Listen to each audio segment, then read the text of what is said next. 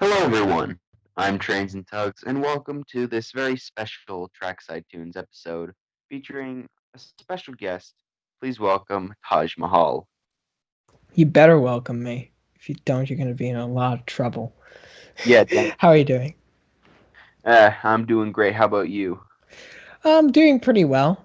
Just finished my first week of college, so that's very, very exciting and a little bit scary too. But, um, very few things aren't both exciting and somewhat scary when you ponder them for long enough.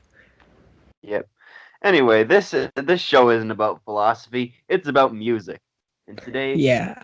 we're going to be talking about, you know, new series, the new series style and its theme.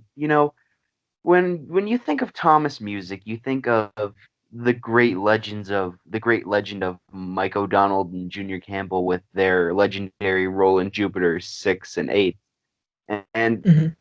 those synthesizers are up up at the top with like the Mellotron in the sense that they're very memorable.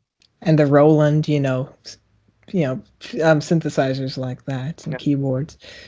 yeah, and I think the reason why is because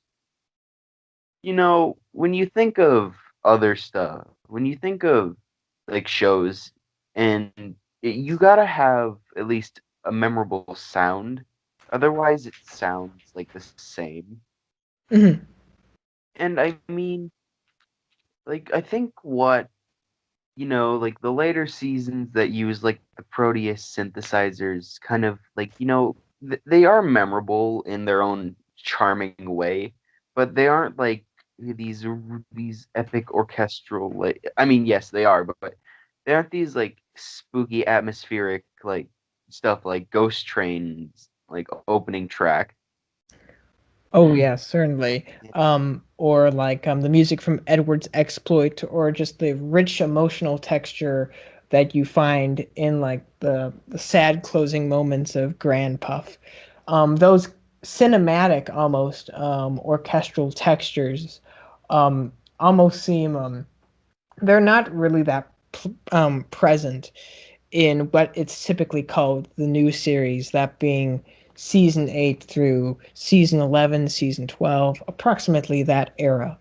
Um, Instead, we have lots of more, I guess, the genre could be described as pop's orchestra light.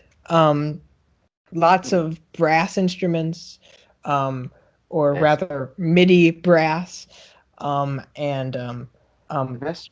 heavy usage of pizzicato.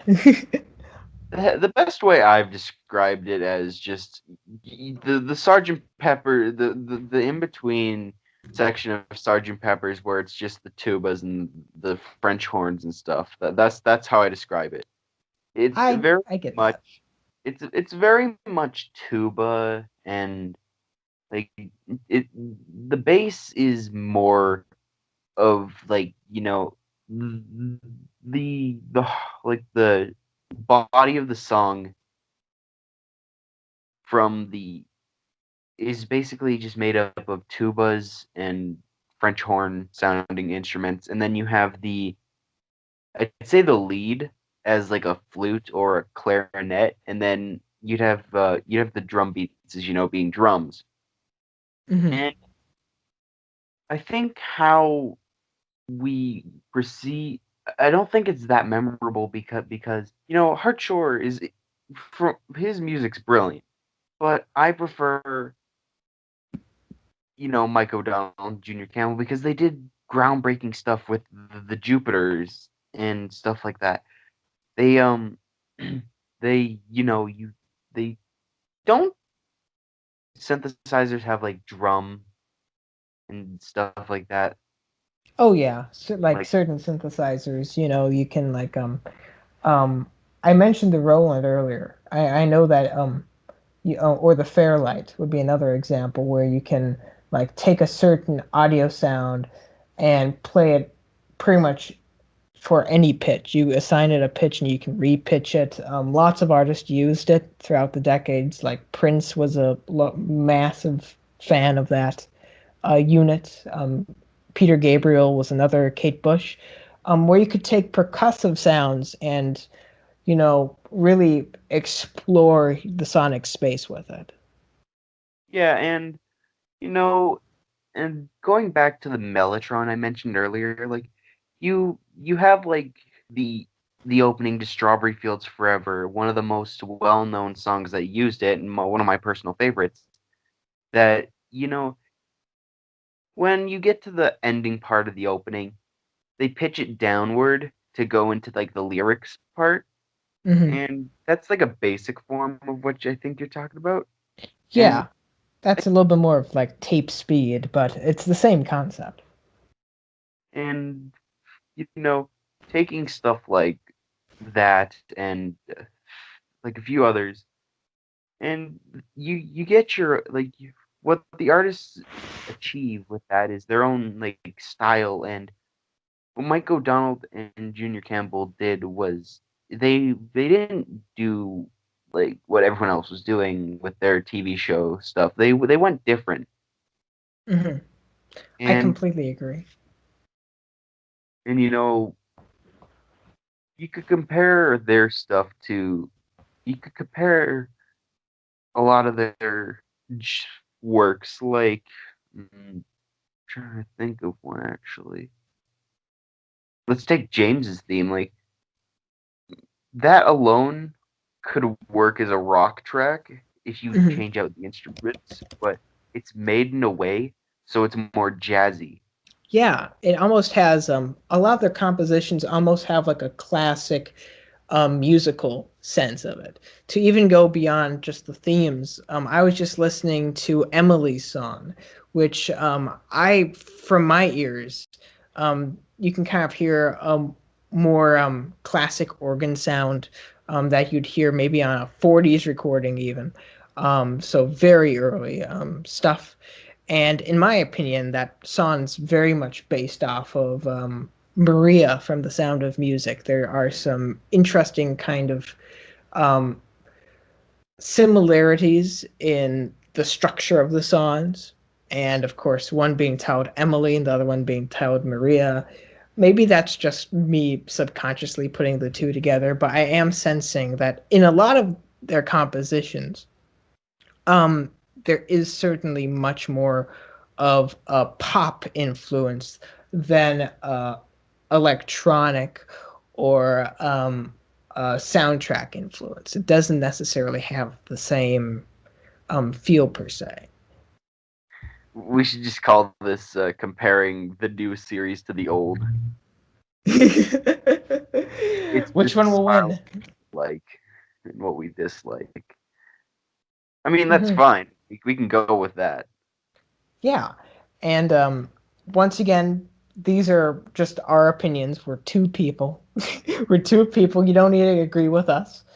But which you prefer the music of the classic series, right? Yeah, well, like especially season 1 and 2. I kind of get this, like that's before synthesizers, or at least in my opinion, synthesizers were like perfected in sounding like actual like real instruments. Like Mhm. there might have been a few that I'm glossing over for the sake of time, but like you know, I mean, I quite prefer the era of like that because it gives it a otherworldly sound because Yeah, it's not like electronic synthesizers aren't analog, they're digital.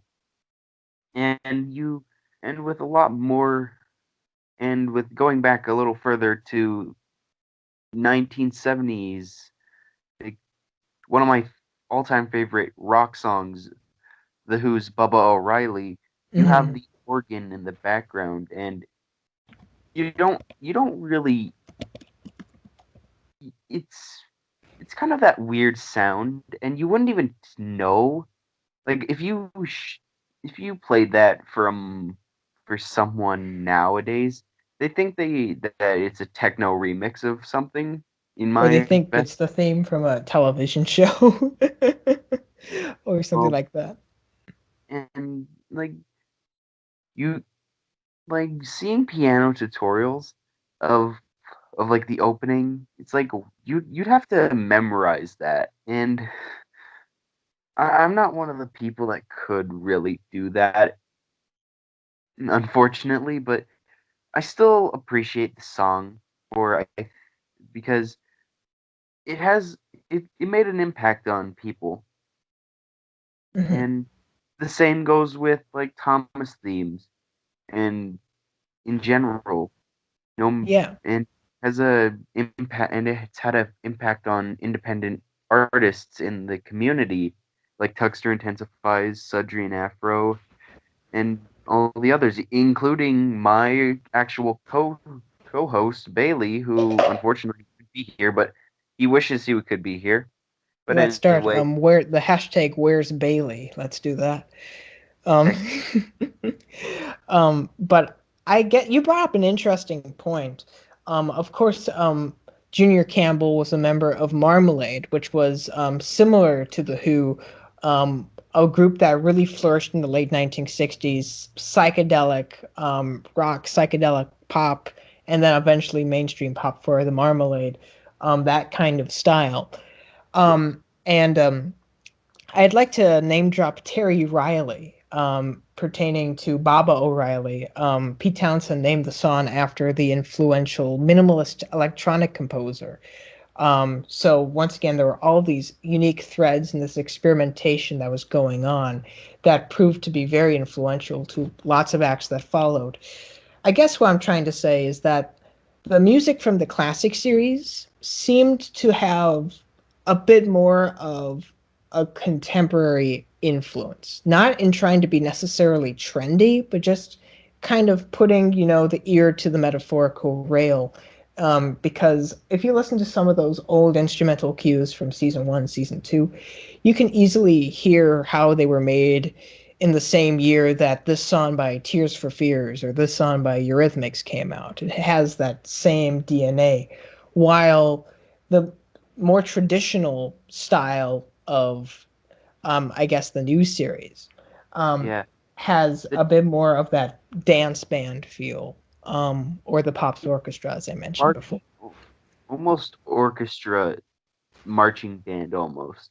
Yeah, totally. I don't see that as a bad thing.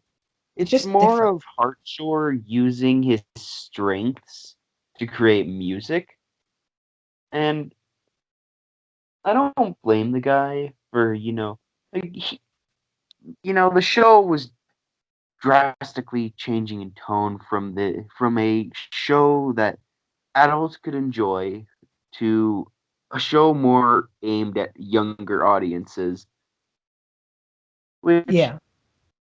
there might not have been room for song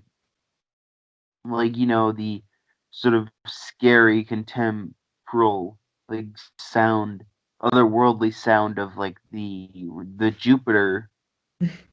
Even if the Jupiter 8 did have an orchestral sound, I think they wanted to go for more of brass, like deep tone brass. And Hmm. you can hear that through season 5 when they were making the transition. Most people count see season 6 and 7 a part of the classic series, but then I also see people who don't count them as they count them as the modern series, but when in actuality they're a transitional series. They're both transitional seasons Especially season from. 7.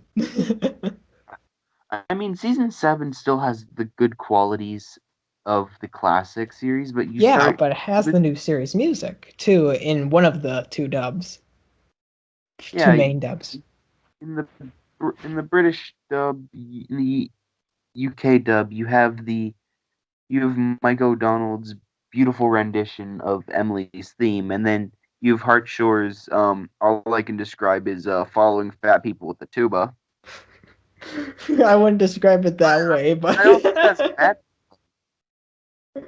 um, Is like I think what they should have done though was kept the music the same, or maybe recompose the original midis. in the sound font of Oh, that. this is interesting. This is Be aware. interesting. I think I might have a little bit of a different belief in that. I always have preferred the music from the classic series. But to be honest, when I look at the new series, which I consider to be starting in season 8, because you just look at it and it has this very bright, almost summertime feel to it. You know, you Yeah, start seeing more episodes about food products. And to be honest, as much as I prefer the older kind of more ghostly synthesizers that were present at the time, I would be lying if I said that it wouldn't be a little bit discombobulating if you heard these almost like antiquated synthesizers against this really bright, almost um, almost story. magical, visual and the storytelling sense as well. I think that the more sprightly writing style of Hartshorn and Welsh kind of worked better in that era, and it helped distinguish it as a separate era of the show. I don't know if they had different music. Honestly, it might just be we might be considering season 7, season 6 part of the new series as opposed to the old series. It's very well possible. Yeah, with like many people have their opinions on like the different eras of like the show, but I think we can all agree that season 6 and 7 either belongs in they don't quite fit into the new series. They fit more in line with the classic series. Hmm. But just for the sake of simplicity, we'll just put them in with as a transitional Yeah, because season 5 was the last big hurrah of like atmospheric sort of stuff. Like a whole lots of atmosphere in that season. yeah, and you have stories like Duncan gets spooked and uh Haunted Henry. yeah, and the music helps tie the episodes together. And I think I think what happened what I think Mike O'Donnell, like they perfected the Jupiter 6 in season 2, then they perfected the Jupiter 8 in season 4. I think they might have, but like season 5 is an exception because I think that synthesizer, which I forget the name of, is like is the only time it's ever been used in the series. So you kind of have this almost it's a unique sound because they might be playing around with the settings of it and Yeah, it, they haven't fully mastered it, and they might not have had any time to master it, but it's nice to know that even if even if they were given it's nice to know that they were able to use what they've learned from other synthesizers and apply them to what with like that specific one that I should have looked up the name of, but whatever. But um, that's kind of beside the point. But well, I guess now to get back on track, pun intended. Um, wow, it's funny that um, we're just having a good time. We're just hanging out right here.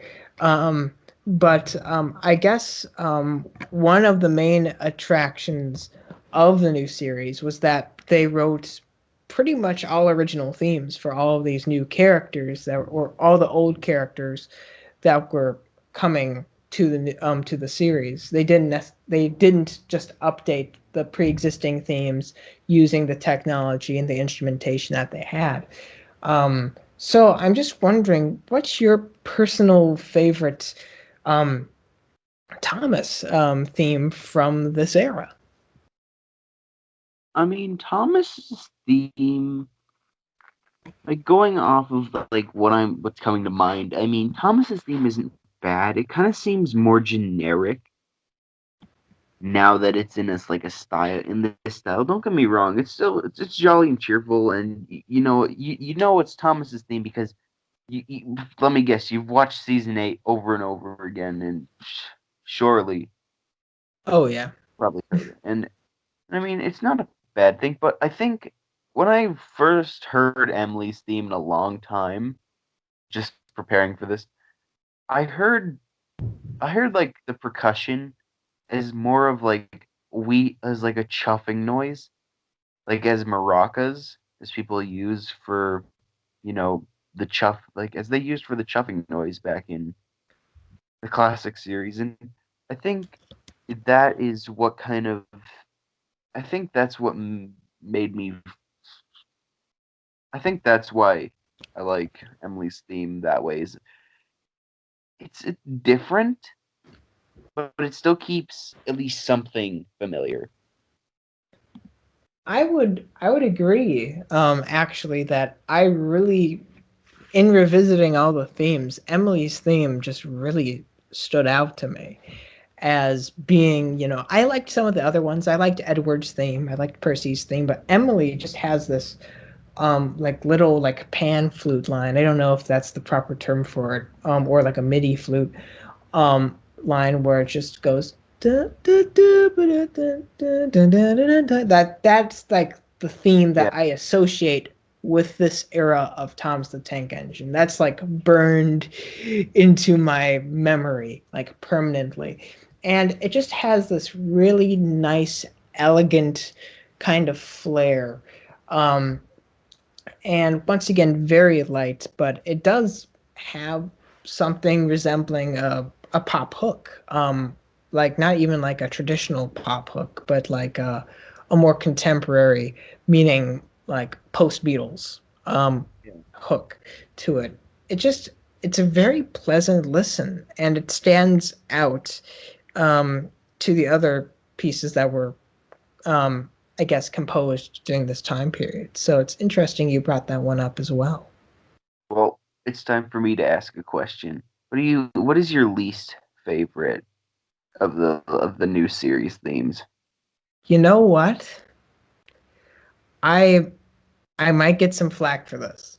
I might get some flack for this, but I'm gonna go with the aforementioned James thing. I don't think it really matches his character too much. It just seems a little bit too positive. It doesn't have the swank of the original one, Does where have the edginess of the original James yeah, theme where yeah, where it had that kind of jump blues flavor. and That was perfect for his character because it's a little bit fun, it's a little bit kind of almost uh, rebellious, a little bit maybe even naughty, but it just perfectly fits his character. While this one, it seems to almost blend a bit into the background. So yeah, that's mine. I think what I might have to go for this question would probably have to be Gordon's theme. Mm. And I mean, it does kind of match his character, but it's not the epicness of season 1 Gordon where it's it's like they're pulling out all the stops with it, like The they whole have like William a Tell overture kind of thing. yeah, and like if it was like a music video with like a whole like or like it's a Robin Willie no I forget the freaking guy for the Um, guy who composed the Star Wars soundtrack. oh, John Williams. Yeah, John Williams. Like I could imagine that being like a score that John Williams would come like direct. And Yeah, I mean, with like this new one, it's okay, but it matches the character okay. It matches the character fine, but I would not hold it to the same standard as as like the season 1 and even like season 3 and 4 Gordon with like even with his like time for time for trouble theme where it has like the clock theme. It has like that clock ticking, like Oh doop. yeah. And I mean, yeah, but you know, you can't really compare something like that to like something epic like that. And it carried on through the seasons, and that'll probably be one of my favorite themes actually in the show's history, just because of its powerfulness. Oh Yeah, yeah. And pitch perfect for that character in particular. Um, that's one thing I might say is that in preparation for this episode, I listened to both the themes from this era as well as some of the original songs. And while listening back to Hartshorn and Welsh's original songs, I was surprised how well they stack up in comparison to what I thought. Maybe this is just because I didn't like them growing up because I associated them with, I guess, what I considered to be fake Thomas.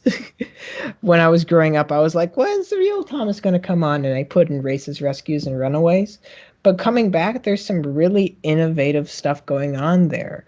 Um, so I feel that their strengths in that. And sometimes the themes seem just a touch generic in comparison.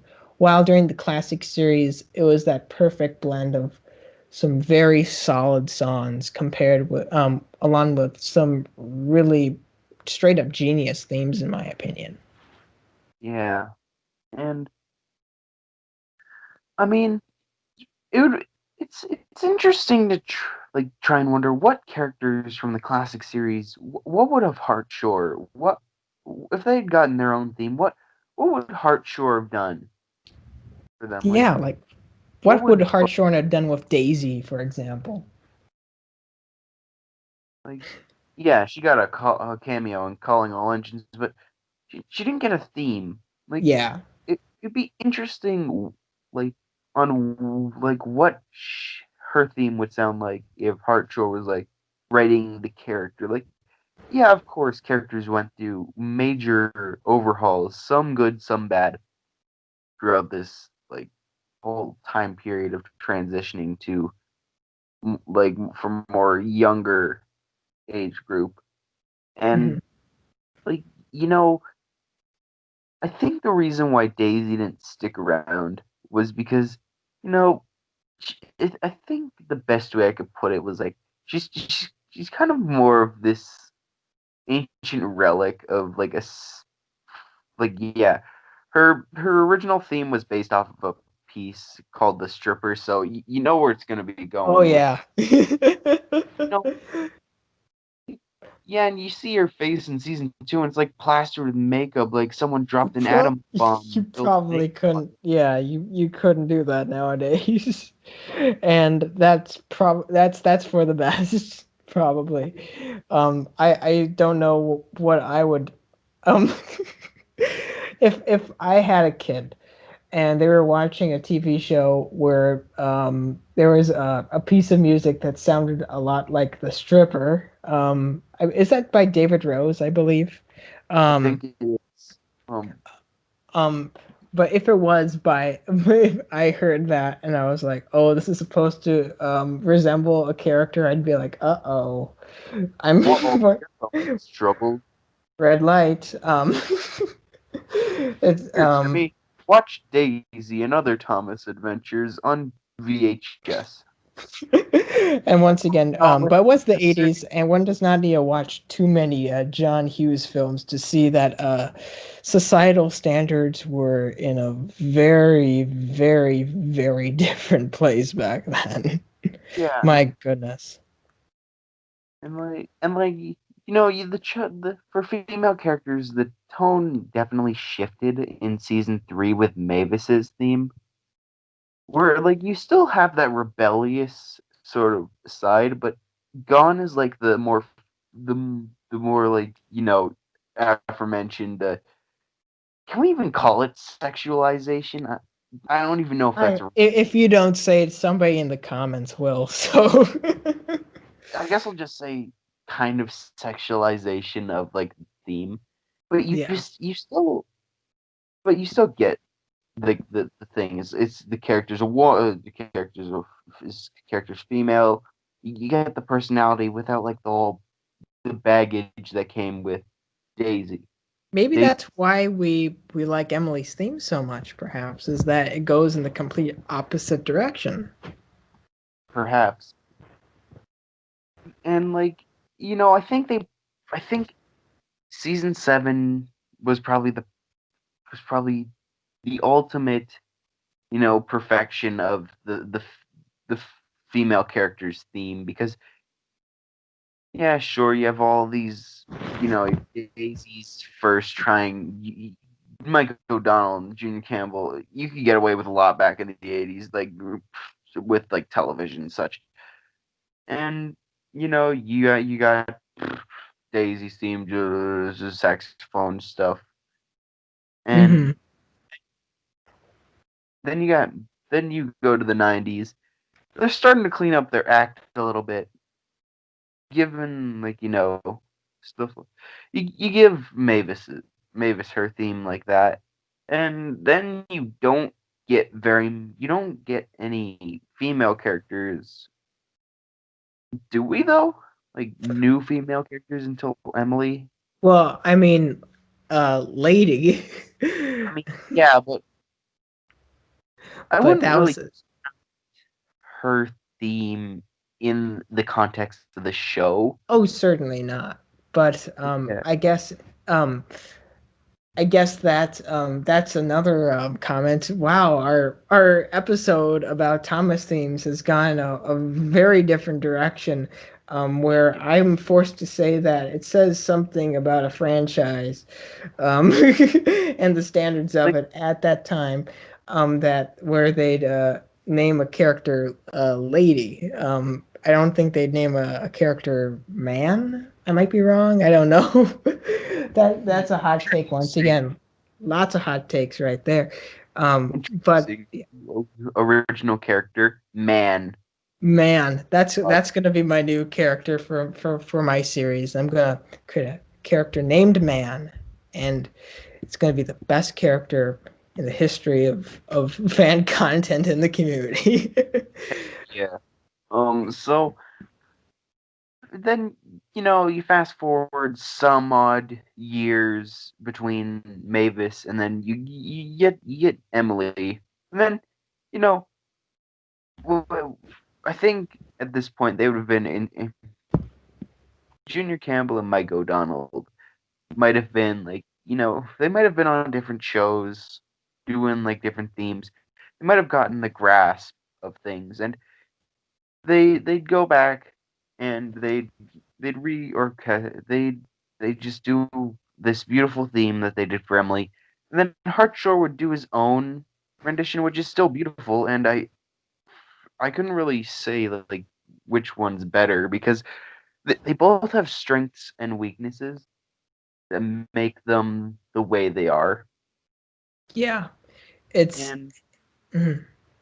yeah, and that's basically it. And then I think for characters, I don't even know how to describe other characters' themes beyond that point, like Rosie and all that other stuff. Mhm. And you know that's fine and stuff, but I think that the high point of themes in the new series would probably be Emily's. Yeah, And I'd agree with that. And once again, this is not meant to be a diss against Hartshore or Welsh. They were both fantastic composers who've done so much for the franchise. But it's like the Stones following up James Brown at the Tammy Show. Here we have an experienced performer who's been doing this for a very long while and just has lots of energy compared to a band that formed just a few years prior and was yeah, just starting to make it. And it's like that, where it's just a hard act to follow. or it's like any experienced band in Hamburg versus the Beatles first starting out. Yeah. or And any band period on SNL, it's an uphill battle. The sound mixing on SNL has historically been a little bit inconsistent, so that's why I'm commenting on that. uh, yeah, but over time, you get a grasp for, especially in like shows, you get a grasp for the character, the quote unquote character of the theme. And when you finally create a theme that works within the context of, the show and the character, and you can finally like experiment with the basic like the base work you've made. Like, and I think that's what Mike O'Donnell and Junior Campbell did. Like, yeah, first they composed like the Thomas theme, which I've heard rumors was Toby's theme, like the regular theme song. But and then they transition to Tom. They want to make the regular Thomas theme. They loosely base it off of the regular television show series theme, and then they finally go to Thomas and the Trucks, and like they know what they're doing. They're like the Chads of like the music world at this point. And they're like, stand back. We know what we're doing. We're professionals. And then you know you got this, and they make it more energetic, which is perfect for the episode. And then for Thomas and the Christmas party or whatever Thomas and the Christmas episode of season 1, like Mhm. yeah, they basically made it. They basically made Thomas's theme a Christmas. I mean, I'm gonna blast that at Christmas time. I'm gonna make a video of me just blasting that outside. It's an official Christmas song. You You know can't what? ruin. You I'll be can't. doing that too. I'll be doing that too. Um, but yeah, I I have a deep sentimental attachment towards both, whether that be somewhat positive, somewhat negative, a lot positive or a lot negative. There's a sentimental attachment, and it just proved to be so impactful to me. And to this day, I still listen to songs like Sounds, for example, and I'm like, oh, that's pretty interesting. That's pretty unique, you know. Um, so um, everyone, I think pretty much every composer who's worked on the show is has just been so talented. And so Yeah, it's been great being able to compare the two and talk about some things that we love about both. yeah, and I still listen to whenever I'm bored, I'll pop in a DVD, and I don't have very many classic series DVDs at this point in time, and I usually just go pop in my new series ones, the ones that aren't damaged, of course, Mhm. or or at least can be still read by my Xbox 360. Yes, I have an Xbox 360, unfortunately, but that's not the point. The point is, I don't most if I just so happen to be rewatching a DVD I watched last week, I'll skip the sing along then. But I mean, like, yeah, there are a lot of forgettable stuff, but there's like working together or something like that. That's a jam. It has a like really good guitar solo, and uh, weren't the sing-alongs also written by Hartshore and Welsh? Yeah, to my knowledge. That's my knowledge of it. I might be incorrect, but yeah, I Well, believe so. correct us in the comments, please. But yeah, and you know, like you could take that and you could compile like the sing-alongs from that era into like an album, and it'd be a popular hit with kids and whatnot. But and I don't and like everyone praises the classic sing-alongs, like the Island song is like a masterpiece, And of and that's course, what Toby's a personal favorite of mine for obvious reasons, as will be just evident in my profile. Mhm. yeah, just so you know, I just so happened to be just falling asleep to some Thomas tunes and waking up at 3 a.m. to find out, oh shoot, I left Don't Judge a Book by Its Cover on loop all night at a high volume, and I'm like, God, I'm so sorry for my family, but it's not a bad song. I just Yeah. feel sad because they had to listen to the sing along over and over and over. And There are worse songs, there are many worse songs than that. It's a very pretty solid song, actually. yeah, and I'm glad that, you know, we we didn't just I'm glad that we didn't just gloss over. I'm glad we took the time to compare and not just make this a video about the Heart Shore era. Like, sure, we did talk about it a lot, but I think Bailey would like to do like his own take on this. So Yeah. stick around if Bailey wants to do a part two on this. Um, I'll ask if he does. So, if it doesn't come, then so be it. Whatever. Maybe But this can be at the beginning of a harsher Welsh assance, if you will. I'm so sad that I said that, but I don't care. It's true. I think that we can maybe grow to appreciate this music from this era of Thomas that has fallen very much out of favor.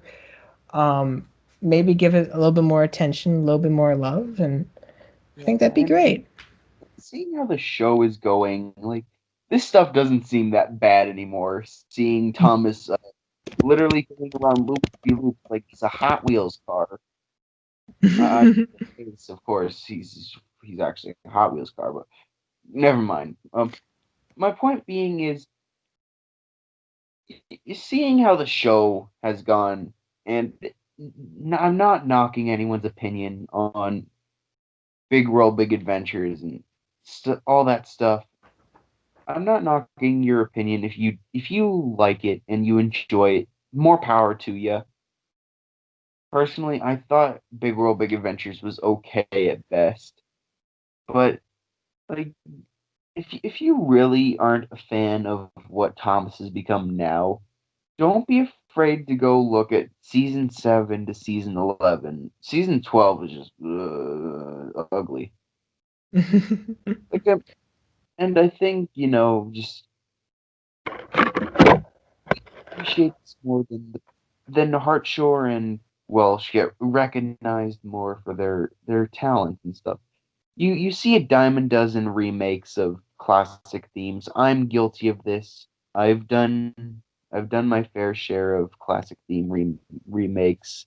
My Viaduct theme being one of my proudest. But you know, like That was if very that's your cup good. of tea, sure, why not? But if you're an aspiring composer and you're a fan of Thomas, my advice would be to learn how to play some Hartshore music and maybe expand upon like the least people's least favorite themes and And like maybe make them like redo them with keeping like with the style, of course. yeah, or to like even turn them into songs that have a bit more of an overt progressive electronic influence, like the earlier compositions of Campbell and O'Donnell. It's very Yeah. possible. With that being said, I'd be remiss not to mention the last song of the new series. Once again, typically considered to be season 8 through season 12 feet and the movies of the time, Calling All Engines and The Great Discovery, and it's to my knowledge the only one that was not composed by either Hartshorn and or Welch. um I'm of course talking about Thomas, You're the Leader. Any thoughts on that? uh, I, I like techno rap. I like early techno pop. I listen to the Do the Barman religiously. I don't like rap. I mean, I'll tolerate it, but so no. what A so rap what you're about Thomas the frickin' Tank Engine. No, come Sorry, on. Chris Madden. We tried to throw you a bone, but I must admit I'm not a big fan of that either. That we're probably gonna get a bunch of dislikes for that, but Why? I'd be remiss not to mention that written by Pete Wood, Roth, and Charlie Graham. So there you go. Uh, and like, you know, if if there's probably gonna be in like the near future, someone's gonna try and retaking the lyrics and rewriting them into like a rock song or something, a pop song.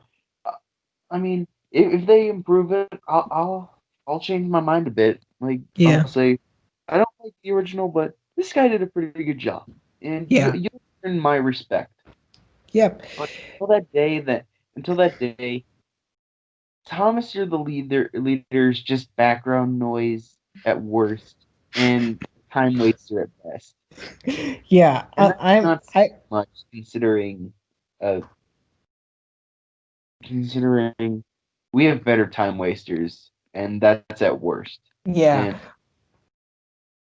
I'm probably a bigger rap slash hip hop fan than you are, but De La Soul, this is not. So yeah, um, I just felt once again that I should bring that up before we bring this episode to a close. It's been a long episode, actually, a very nice, fun discussion. yeah, and I think this is the longest episode I've been a part of. Maybe And split into two parts or so, continue after, um, maybe even put an intermission in the middle of like the organ music from Monty Python and the Holy Grail, even. I don't know. busy. Yeah, I'd recommend that not be like the case, but Yeah, I yeah. hope Don't want to deal with copyright. yeah, yeah, like if he wants to expand upon his opinions with, one of his friends, his music creator friends, we can make a part two to this. But yeah, thank you to Taj again. Um, thank you for coming on, Been and an absolute blast. I'm a fan of the program, and it's an honor to be on. So thank you for having me on Leighton last episode of Leighton Live. That was really fun to do. that was great too. With LNER J70 and Will Thomas 199, two absolutely fantastic people. Yeah, and if you haven't watched Leighton Live and you want a place to start, go check out one of the first three or so episodes, There's and only three, so as of exactly. right now. And Oh, then let's see. when episode four comes out, this will become even more relevant. Yeah, new late and live episode is actually currently scheduled to go out this upcoming Friday. So you can keep your eyes peeled and your ears. I was gonna say my ears pierced, but I guess that doesn't really work. Um, just keep your eyes peeled for the new episode.